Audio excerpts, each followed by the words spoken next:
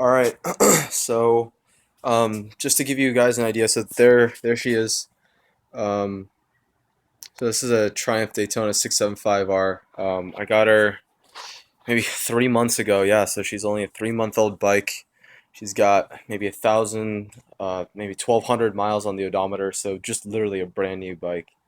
Um, so basically, to give you guys a background of what happened, I was I was riding maybe after a week and a half of not riding at all.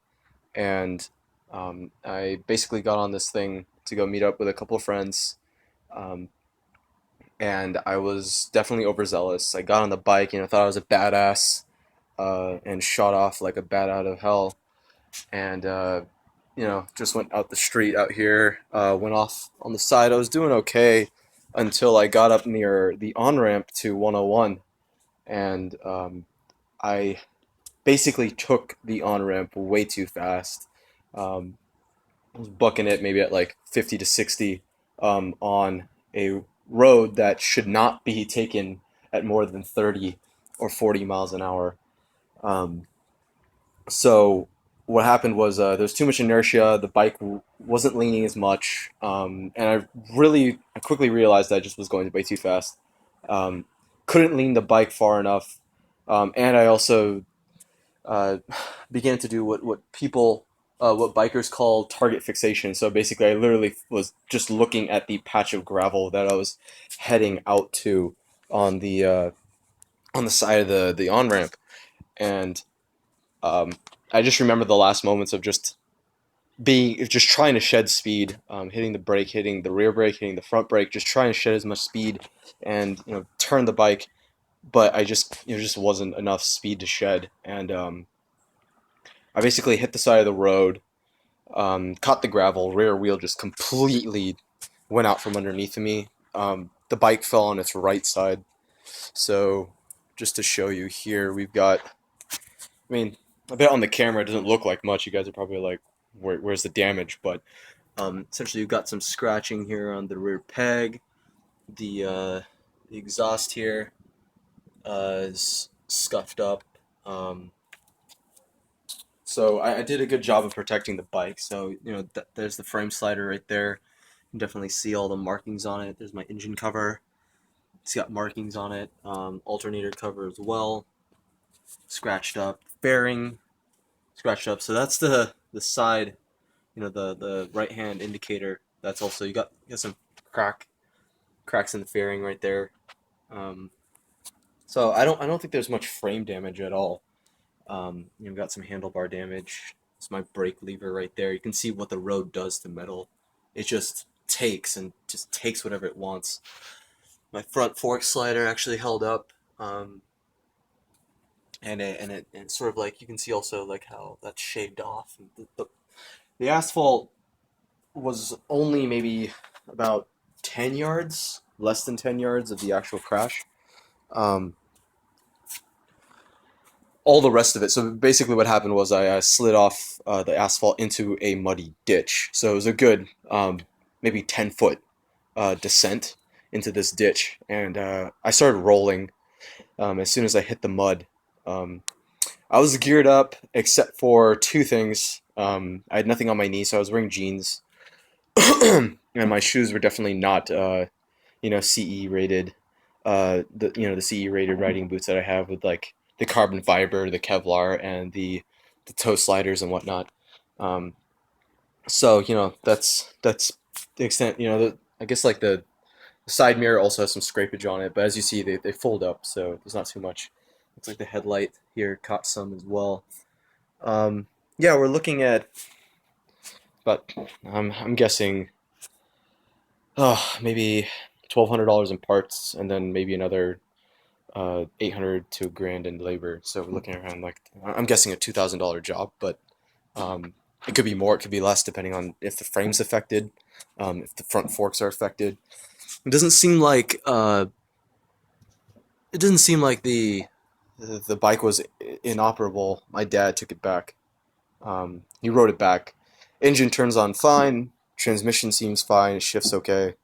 But I'm gonna have the body shop actually pick it up just because I don't want to take any chances and have this thing just completely fall apart on me taking it to the body shop. So they'll come pick it up in a couple days. So that's the bike. As for me, uh, so yeah, just a fair warning. You're about to see some pretty crazy shit. So yeah, so as I was so in the low side, it's one of the, as far as motorcycle crashes go, it's less violent than, let's say, a high side where you're thrown off the bike violently. The bike just sort of lays down, and the issue is that whatever side it lays down on, that side is probably going to get a little chewed up and fucked up, honestly. So I had I have three injuries pretty much, one of which is serious. So here's my hand. Um, and get some better lighting. So there you can see sort of it focuses. That's road rash on my hand. So I was wearing gloves. Let me actually show you the gloves.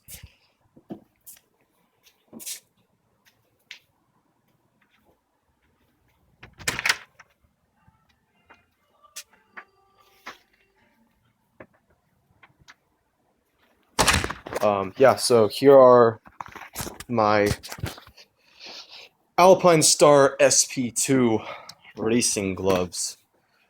So what we've got here is essentially, this was the hand, and you've got basically this glove getting torn through, right there.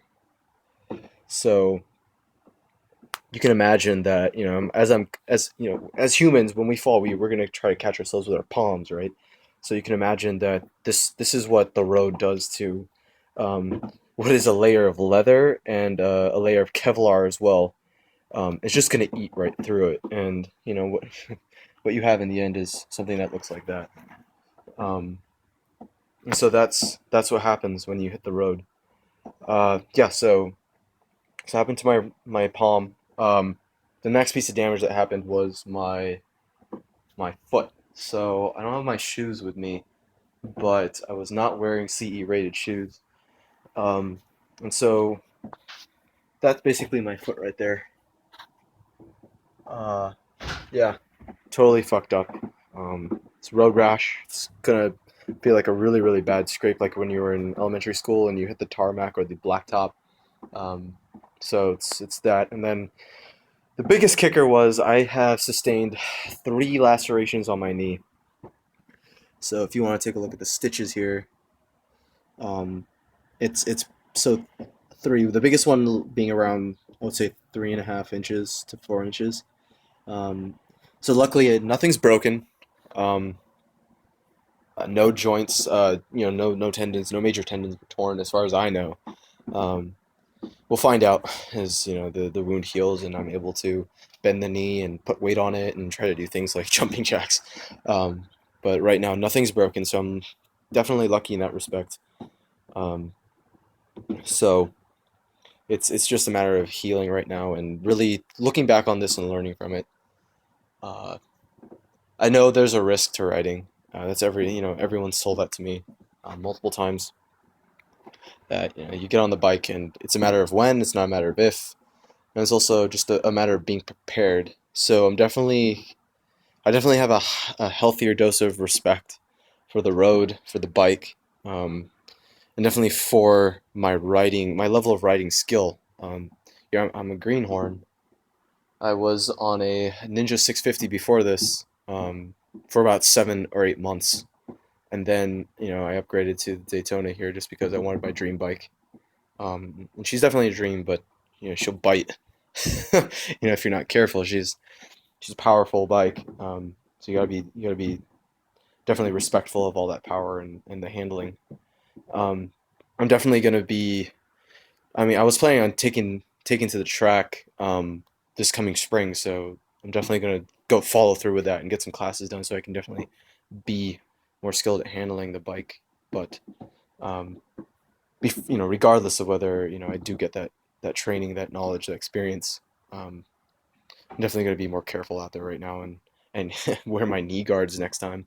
and all the gear all the time. And I definitely know what that means. Um, I consider myself lucky. This is my first crash, and I came out with nothing broken. Uh, Most people, a lot of people don't get that chance.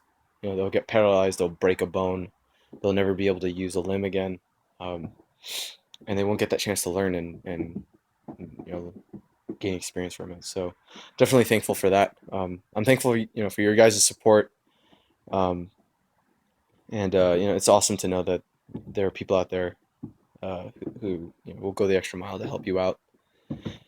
So yeah, guys, that's my crash in 10 minutes. So, you know, take it easy and happy holidays.